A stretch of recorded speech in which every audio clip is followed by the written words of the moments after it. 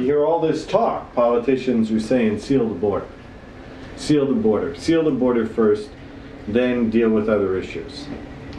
It's all talk. Can you seal the border? I think you can. This country can do anything with our technology and our abilities. We can stop the crossing of the border.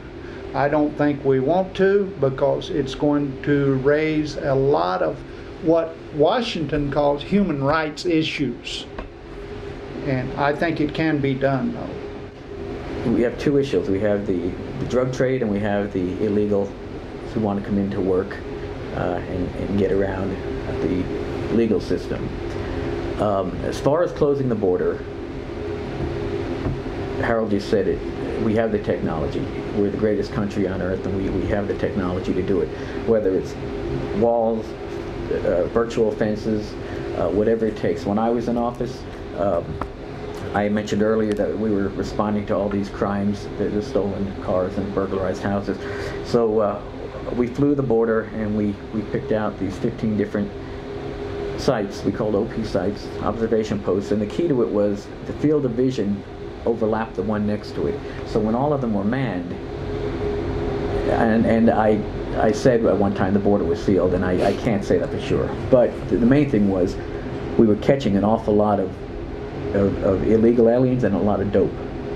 So it was sealed a lot better than it was. And when we'd see something, sometimes we'd see it even before it came across the fence, we would have a vehicle go and intercept. So it can be done. Okay, it can. The current administration knows it can be done, but does not want to. And this just isn't an opinion of mine, it's a fact. He doesn't want to lose the Hispanic vote. It's as plain as simple as that. From what I hear from Border Patrol in Washington, they're not trying to seal the border.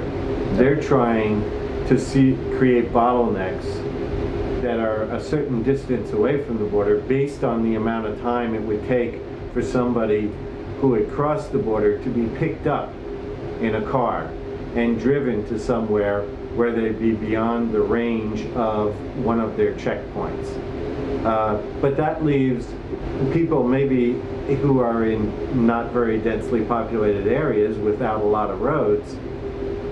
They're in a no man's land then. Are you seeing that? Is that accurate? Well, you know, I don't exactly know what the Border Patrol's plan is, and I don't want to speak too much about their operations. But they are, in the places where they're more or less entrenched, they're doing a pretty good job. I think it could be done better with high visibility. And if you're an illegal in Mexico and there's a border patrolman standing right there, are you going to try to come through? That's just a very simplified way of looking at it. You're going to go somewhere else. But if there's someone over in that somewhere else place, would you still try to come in? And to the answer to that, some will, but most won't. My question is always, if we have 81 miles of border down in the south, is it not easier to patrol 81 miles than to not secure the border and drive all over the ranches here in the Boot Heel and in southern Arizona? They always have a response. I wish I could. It doesn't hold water. Their response doesn't. I still say if you get to the border, whatever, and stop them there, then you don't have to drive all over the ranches. You don't have to leave ranchers' gates open where cattle get out. You don't. All of that sort of thing taking place. But the question came up about the mountains, and the Border Patrolman said it's not. We can't approach them because they can see us and they will fire on us. And there was a person in the audience asked us, "What do you mean that they own them?" Well, basically he said they own the mountains. This is the Border Patrol made the statement. the Peloncillos? Peloncillo Mountains, a Peloncillos. deterrent. Are they a deterrent or are they a pathway? They are That's a deterrent pathway. to law enforcement. Yeah. They're owned by the Mexicans. There's trails along the top of the Peloncillos that the illegals regularly use. We find cell phones up there that the drug cartels use. They have the technology. They're using two-way radios. They have mobile radios, and when we catch a load of dope, NVGs. yeah. I mean, they have the technology.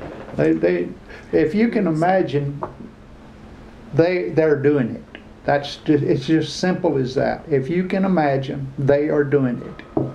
And if I guess I would if I was in the business. You know, it's only normal. And the Peloncillos, they are a rough piece of terrain, and anytime it gets rough like that, it does hamper law enforcement efforts. And I don't think you're just talking about the Peloncillo Mountains. You're talking about the Chiricahua Mountains. You're talking about the Hatchet Mountain. You're talking about all these areas where they have developed strongholds. I have heard from some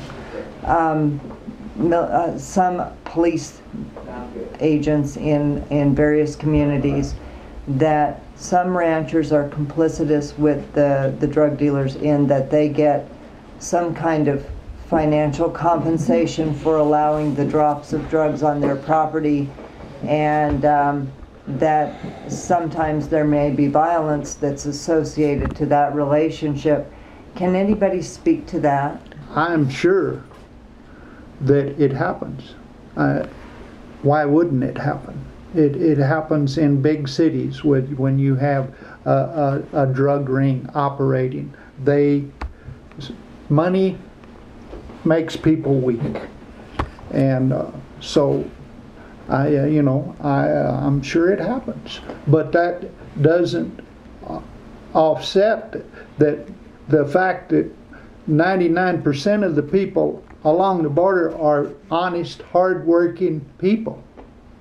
Well, the follow-up question to that is, would a rancher potentially, and this is strictly opinion on your part, perhaps get involved in activity like that because they're feeling threatened anyway, and they feel like if they were to work with them, they might have a better chance of not having their property damaged, not having their homes, invaded, not having to worry so much about being the victims of violent crime.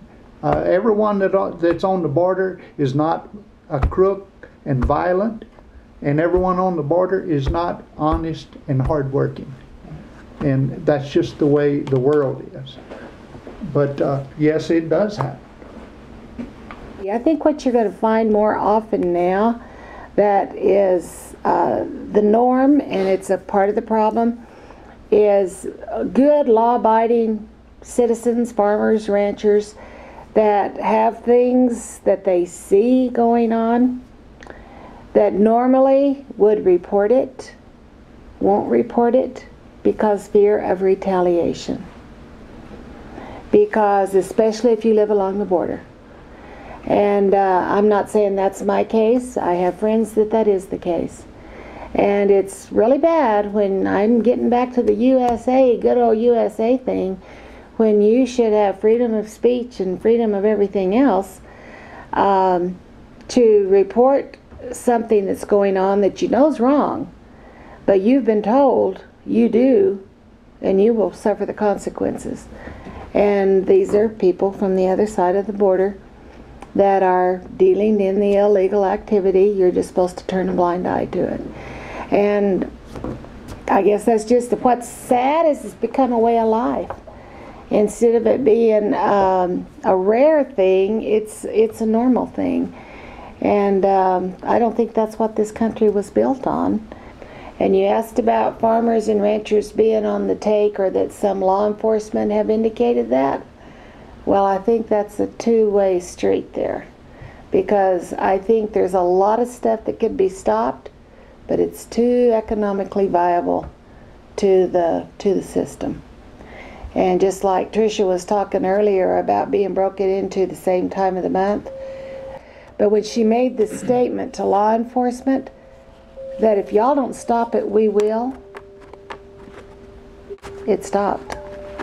So somebody had to have told somebody, look, they're laying for you. And if you don't stop, or if this doesn't, I mean, and again, that's just a regret. That shouldn't happen here in our country. And I think that's what bothers me an awful lot about this whole illegal immigration situation.